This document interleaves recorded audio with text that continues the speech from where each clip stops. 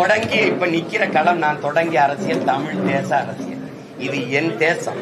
இங்கு வாழுகிற மக்களின் மொழி, கலை, இலக்கியம், பண்பாடு, வழிபாடு, தொன்று தொட்ட வேளாண்மை, காட்டு வளம், கனிம வளம், நீர்வளம், கடல் வளம், மலை வளம், மண் வளம் எல்லாற்றையும் காப்பது, பெண்ணிய உரிமையை காப்பது, பாதுகாப்பது, கல்வி, கல்விக்கேற்ற வேலை, வேலைக்கேற்ற சம்பளம், அதை கொண்டு வாழ்கிற பெருமை மிக்க வாழ்வு, தொழில் வளர்ச்சி, பொருளாதார மேம்பாடு, இதெல்லாம் எங்களுக்கு ஒரு அரசியல் இருக்கு. இந்த அரசியல் தமிழ் தேச அரசியல், தமிழ் தேச அரசியல். இந்த அரசியலை நான் செய்கிறேன். இது நான் 2010 மே 18 தொடங்குனதுல இருந்து இதே கோட்பாட்டுல உறுதியா இருக்கேன்.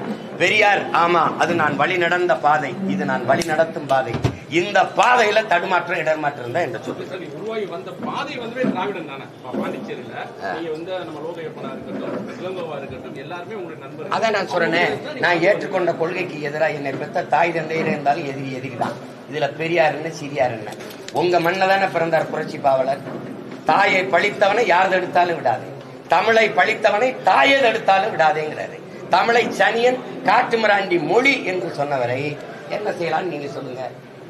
தாத்தா சொல்றதை கேட்கவா, நீங்க சொல்றதை கேட்கவா?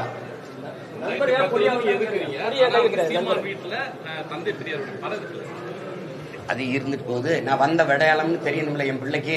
இந்த பாதையில அப்பா பயணிச்சுக்கிறாரு அப்படின்னு இருக்கணும்ல, அதுக்கு தான் வச்சிருக்கேன். இதுல வந்தேன், சரியில்லை. நான் காங்கிரஸ்ல இருந்தேன், அதுல இருந்து திமுகவுக்கு வந்தேன், திமுகல இருந்து வந்தேன். என் தலைவனை சந்திக்கிறவரை எனக்கு குறிப்பு இந்த அரசியல் இதாண்டா நீ செய்ய வேண்டியதுன்னு அவர் படிப்பிச்சாரு. நான் கடைபிடிக்கிறேன், நடக்கிறேன். இது ஏற்கிறவங்க என் கையை பிடிச்சு வர்றாங்க. இதுல உங்களுக்கு ஏதாவது பிரச்சனை இருக்கா?